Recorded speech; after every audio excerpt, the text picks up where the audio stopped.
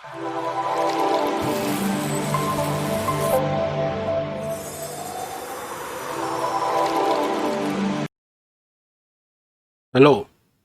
my name is Sakode. In this video, I'll show you how you can turn off Bluetooth device on your computer. So to start, you click on Start button, you click on Settings, you click on Network and Internet.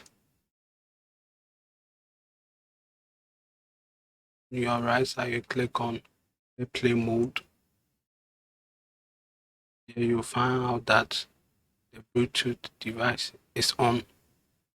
So to turn it off, you can switch it off.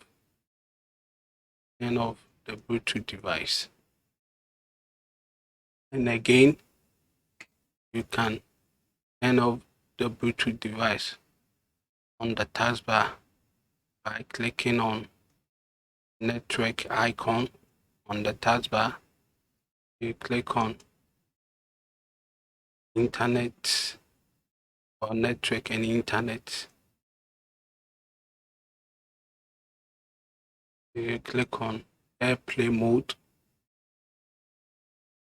You turn off the wireless or your Bluetooth device on your computer.